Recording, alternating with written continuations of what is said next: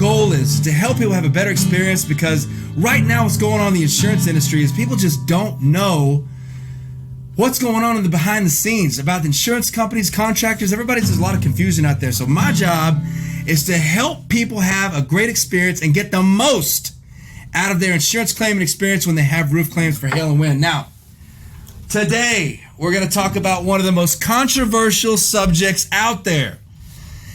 It's the deductible.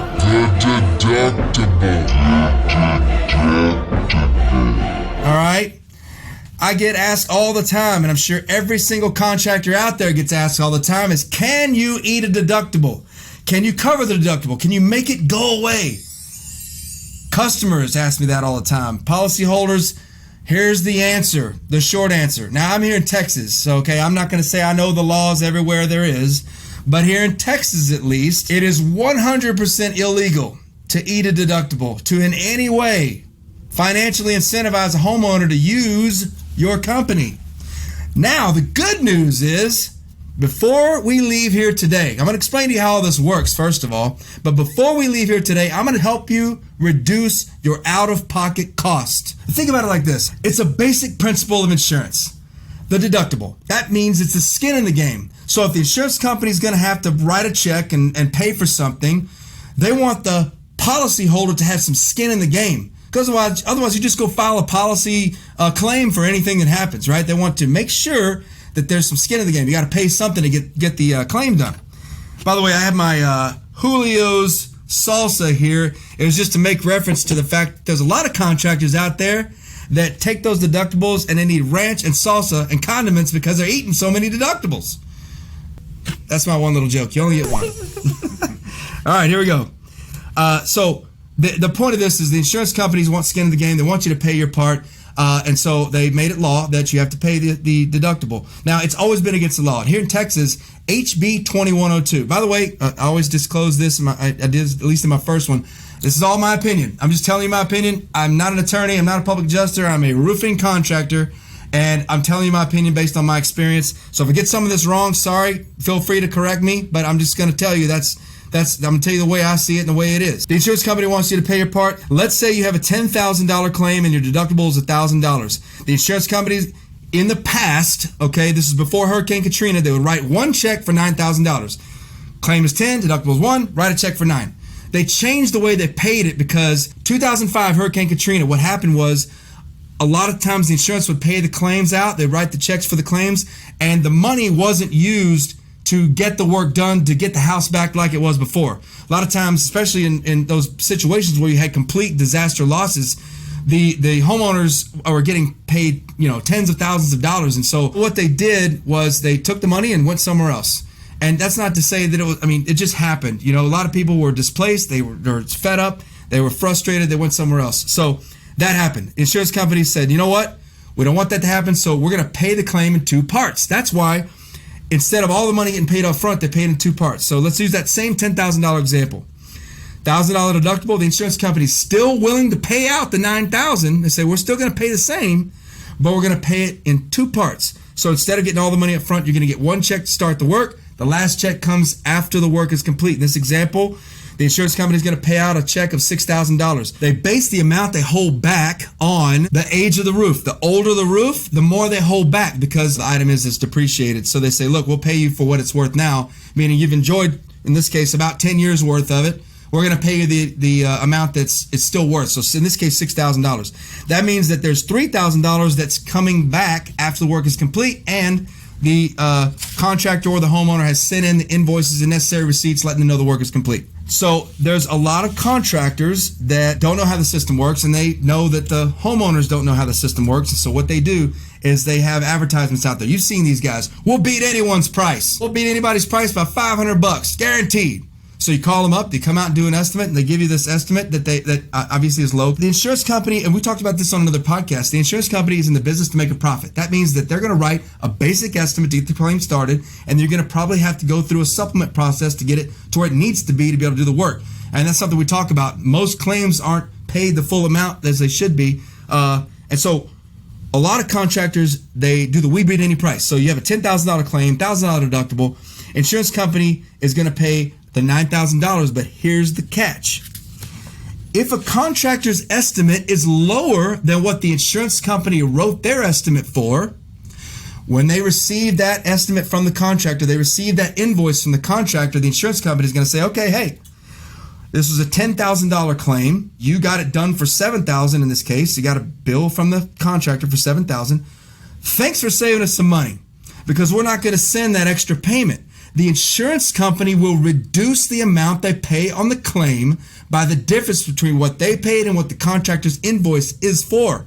So if the contractor sends in a bill for $7,000, insurance company is going to say, okay, we were going to pay $10,000 because that's what it costs for a good contractor to do good work and give a good warranty and all that good stuff. But you got it done cheap. Thanks for saving us some money. Here's the $7,000 minus your deductible. In this case, there's no more payout because $6,000 check that they first got plus their $1,000 deductible, that's $7,000. That's enough to pay the invoice. Bottom line is it doesn't save the homeowner or policyholder money to do the work and get it done cheaper. And this is from a policy, and look at your own policy. I'm not going to say which one this is from, but it says if you pick a contractor whose estimate is the same as or lower than our estimate based on the same scope of damages, we will pay based upon their estimate. Look at the front page of your policy. It's right there. It's going to be worded exactly like that, or it's going to be worded similar. And what that means is the insurance company is saying, look, go get a bunch of bids. We don't care. But if you get it done cheaper, thanks for saving us some money. They're going to pay the lower amount. So there's a lot of contractors that know this. They want to incentivize the homeowners to use their company, right? So what they do is they say, listen, we're going to take care of the deductible. Here's how they do it. You ever wonder how they do it? I'm about to tell you. Because again, we're trying to educate homeowners. That's the whole Hell Happens promise. We're going to teach you what's going on in the background that you don't see. The contractor is going to write up an estimate, either the same or higher than the insurance companies. They're going to submit that to the insurance company, let them know the work is complete, and that's what they need to do the work. And they're going to send it in as a final invoice. The insurance company is going to say, okay, well, we wrote it up for $10,000. They're saying it's worth that they needed $10,000 to do it, so we're going to send that additional $3,000. Well, here's the thing: the contractor knows that they can't get that extra $3,000 unless they bill the full amount to the insurance company, the full $10,000. So if they don't bill the full $10,000, the insurance company is going to keep the money. So they bill the full amount, but if they bill the homeowner the full amount, then the homeowner has to pay the $9,000 that they've gotten from the insurance company plus their deductible. Follow me? So that means that the customer's price for a $7,000 roof is the same as a $10,000 roof. Okay, that's the first thing you got to know. You're getting cheaper work, and everybody knows this. Cheap work equals cheap results. Where are they cutting corners? $3 grand? $3 grand? That's all the profit. Where are you making money? They're not. They're going to go out of business, or they're using crap materials. They're using crap labor. You got cheap guys out there doing crap work, and you can see them. How do they do it? How do they convince homeowners across the whole country? How do they sell them on this crap? Here's how they do it. And this is HB 2102 in Texas. It's always been a violation to pay, waive, absorb, rebate, credit, or otherwise decline to charge or collect the deductible. Contracts must also include a disclosure statement that insurance deductibles must be paid. And nowadays, you sometimes have to show reasonable proof that the deductible's been paid. The reasonable proof means I got to collect a check for the amount of the deductible and then show the insurance company, look, they paid the deductible. You got to show them. The penalty for violating this practice, if we're doing this practice, is a $2,000 fine. Some contractors like, no big deal, right? Or 6 months in jail for both the contractor and the homeowner. Has that got you a little bit worried? Because guess what? It doesn't matter if you know if you're committing insurance fraud or not. If you go run a stop sign, cop pulls you over, is like, hey, I don't know, I'm not from here. I didn't know that you had to stop at those red octagon looking things. Guess what? You're getting a ticket. In this case, a ticket when you're doing running a stop sign, okay, here's a couple $100, go to the courthouse, pay your fine, whatever. You screw up here, you lose your freedom. You go to jail. God knows what happens in jail. Well, we all know. All right. So how are they doing it? What are they saying? They don't want to tell you, oh, we're just going to eat the deductible. Don't worry about it. Because everybody knows the penalty now. Look your own state law up. If this, we're going nationwide here, baby. Look your own state laws up, all right? How do they get around it? What do they say? Here's what they tell you. Mr. Homeowner, don't worry about it. They usually don't use the term eat, cover, waive, include, deductible. That's some of the old school terms that they use. They know that's illegal now. So what do they tell you? We're going to give you a deductible discount. Mr. Homeowner, your deductible is $3,000. We're going to knock $2,000 right off the top. You know, because they don't want to eat the whole thing. In Texas, $3,000. That'll knock your old profit out. So we're going to give you a deductible discount. Knock $1,000 off the top. The most common one, and by the way, there's good companies that say they don't need deductibles, okay? And they say, you got to pay your deductible. And then they're like, well, if you can't really pay it, we don't want to lose the deal. So sign allowance. Sign allowance. Let me put a sign in your yard. We're going to knock $2,000 off. Don't worry about it. They still have to bill the insurance company for the full amount and then bill you a lower amount. It's fraud. Okay? Big F word. Marketing allowance or fee. Advertising allowance or fee. Discount your out-of-pocket. That's similar to the deductible discount. Discount your out-of-pocket cost. Some of them just say, hey, don't worry about it. We'll take care of it. Don't worry about it. We do it all the time. Those contractors that are trying to make you pay that deductible, they're being greedy. There's plenty of money in there. Guys, we talked about this. Roofing's a good business. There's some profit in there, yes. But to run a real company, you need every bit to be able to pay the workers' comp, to be able to pay general liability, to be able to pay for a good roof to be done. More importantly, for our audience out there, you know, they don't care. I mean, they don't care about having insurance. Maybe they do, but we carry workers' comp. Somebody falls off a roof. By the way, that's another subject we need to talk about. Anybody trying to make you pay is greedy. BS, all right? You pay your deductible because it's the law, number one.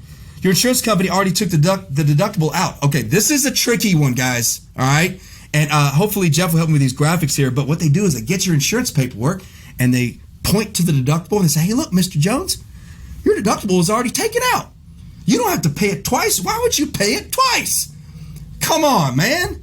If you're not physically going into your bank account, checkbook, pocket, and paying money that you didn't get from somebody else, you're not paying your deductible. You have to pay money out of your own pocket. So when they say that your deductible is already taken out, it's like, ooh, yeah, you're right. And people want to believe it. They want to believe it because they want to be sold on that they're not doing anything wrong. If it feels like you're doing something wrong, guess what? You're probably doing something wrong. But I'm telling you the truth. This is the right way to do it. We'll take care of it on the back end. That's common. We'll take care of it on the back end. Oh, just sign right here. We'll do your roof and we'll figure it out later. They want you to sign thinking you're not doing anything wrong. And then they'll say, we'll pay your deductible. How are you going to pay it?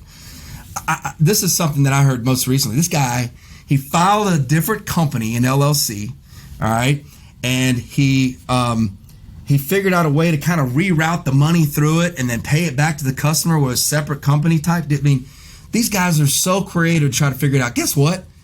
Aren't we smart enough at this point in history and in our lives, especially with all the technology out there? There's a paper trail for everything. It's recorded everywhere, whether it's a text or a bank account. If they do forensics on a bank account, okay, let me see here. Well, your deductible is $3,400, and looks like this sign allowance is $3,400.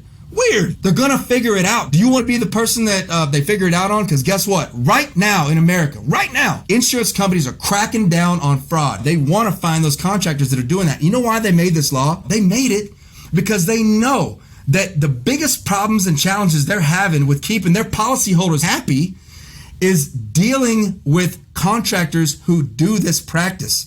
All right? It's a consumer protection law more than anything else. It's not really about crime. It's because they know contractors willing to do this are willing to crap on you in other ways. If somebody's willing to commit fraud and put themselves and you at risk to pay fines and go to jail and lose your freedom, what do you think they're going to do on your roof? Do you think they're going to tear off all the way down to the decking, all layers? Do you think they're going to inspect the decking and replace the decking as needed? Do you think they're going to use the right felt and paper just like they told you they were going to do to give you the roofing system you deserve? Do you think they're going to do that? Hell no, they're not. You know what they're going to do? They're going to lie to you. They're going to use the cheap materials as possible so they can make more profit because they're already losing $3,000 or whatever it is in profit. They have to make it up somewhere. So you're getting cheap shingles, cheap labor, cheap everything, whatever. I'm telling you right now, if you're hearing these things from your contractor, and you know what? I got to be honest with you. I'm probably going to get a lot of people shitting on me. A lot of contractors going to be like, dude, that's bullshit, man. Man, you can do a side allowance all day long. Why not? Do it. I'm not going to do it because it's illegal. And if it's not, you show me the paperwork. Now, like I mentioned before, we're going to tell you how you can help yourself without committing a crime. The way it should be done, okay? You only add items that are necessary to get it back to pre-storm condition on your supplement. So when we do a supplement, I'm gonna tell you right now, a lot of these contractors, they say all the stuff I'm saying, right? And sometimes they do different. Sometimes they are doing the right thing, but they send in supplements, crazy supplements. They got like porta potties on a one-day job. They got they got a laundry list of stuff that they try to get approved because they're trying to jack the claim up. You should be asking for things that you can document, things that you can prove, things that you can show codes for, things that should be paid to get the house back to pre-storm condition. That's fair, that's honest, that's what the insurance company wants from the contractor and the policyholder, so that's what we do. Whatever we write up, it should be put on the claim, and then we ask the insurance company to pay it. We definitely get our customers involved. By the way, that was on our first podcast. Make sure you get your customers involved. Make sure the policyholders, our audience here, we want you involved in the process. And there's a word track on podcast 1 that talks about what you need to say to help us here. I get this question all the time. Well, why? It just seems like these contractors, and sometimes I have to correct my sales guys to say, hey guys, you don't need to tell your customers things like, and we got this much more from the insurance company, and we got this much more. Guys, that is not the way to phrase it because it makes it sound like we're being greedy. We are asking for things that should have been on the estimate in the first place to be able to get people's homes back to pre-storm condition, to do the roof the right way. That's all we're asking. If I'm just being greedy, then why do they approve it?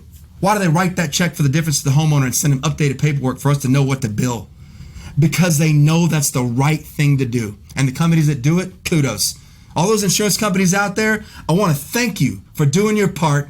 If you're one of those companies that takes care of the contractors so they can take care of your policyholders, thank you. You guys that are out there not following up, when we call you, we try to talk to you and are forcing those customers and policyholders to get involved so that they don't get screwed by a low-priced, crappy contractor. Well, I won't tell you what I really think about you. Turd. There's contractors that are willing to commit fraud to get your business. There's contractors that aren't willing to commit fraud to commit your business. You have to choose. So my company, the way we do it is when we go out and we do an inspection. I was a former licensed adjuster, and I've taught these guys, you need to inspect everything. Make sure that nothing's overlooked, to make sure the scope of work is correct. The scope is correct. That's all we can talk. Us contractors, we're not supposed to talk about policy and all that kind of stuff. So this discussion is generalities. I didn't mention any companies. I didn't do anything like that. I'm just telling you, we talk about construction. So the way you can help yourself and the way we help our customers is we look for stuff that maybe the insurance company might overlook. Just a couple examples. Sometimes it's easy to miss window screens. It's easy to miss things like window beading, fascia paint, some of the posts that don't get covered for paint, garage door trim, even garage doors. If you don't have the light at a certain angle on a garage door, it's tough to see hail dents on a garage door. Any number of things that are non-roof, things that we don't normally do. Hot tub covers, those things are $500 a piece, right? Those are just some examples. And we can put a list of some of those examples here on our podcast that'll give you some great information that if your contractor doesn't see it, you can make note of it, take photos and send it in, okay? That's a lot of value that I just gave you right there. Go do a quick inspection, take some photos. Our company does it for you. But if your contractor's not and doesn't want to do it, or they pop up on the roof, take a quick video, sit back down and say, hey, here, we're going to do your roof. Tell me when your insurance company gets out of here. Press real hard, 3 copies. This is a contingency agreement that says we're going to get to do your roof if they buy it. I don't want that guy. I want a company that documents all the damage, gives me a digital analysis of my roof, a full proposal for the work, tells me exactly what I can expect, walks me through the process, all right? Knows the insurance part, understands insurance restoration. Not every contractor knows about insurance. You got to have people that you can trust. I'm giving you these nuggets because sometimes you got a friend or a family member or a brother that's going to do your roof. Well, here's some tips for you to be able to handle it yourself. If you don't get that stuff done, remember, it goes into one big pot. When the insurance company writes up the claim, they show the line item estimate, they write one big check, slap it in the account, okay? The actual cash value of stuff that you don't get done, if you do it yourself or if you don't do it, just remember, and this is all based on my opinion or what I know, so whatever, I bet my understanding is that you lose coverage. You decide that, well, those gutters are metal. They got a couple of dents in them. The insurance company paid me $1,500. My deductible's, $4,000. I can't afford $1,500. Well, then don't do the gutters. You lose coverage on them. But that's money that has been paid for that will now be able to be, you can use that money however you like. You still got to pay your deductible. But if you write a check for $4,000 for your deductible and you don't get the gutters done, all I'm saying is that $1,500 is still sitting there left in your account. Hopefully that phrasing doesn't get me in trouble. That is the skinny on it. You can't eat deductibles, but when you're dealing with a contractor that knows what they're doing, they're going to do a great inspection, document the photos, send in the information, give you a digital analysis, give you a proposal, do it the right way. That's what you want, a contractor that knows this game. I want to thank you guys for joining us. This has been Hail Happens. I had a crappy ending, and I didn't prepare for this one either, so let's go. Oh, wait, one more thing.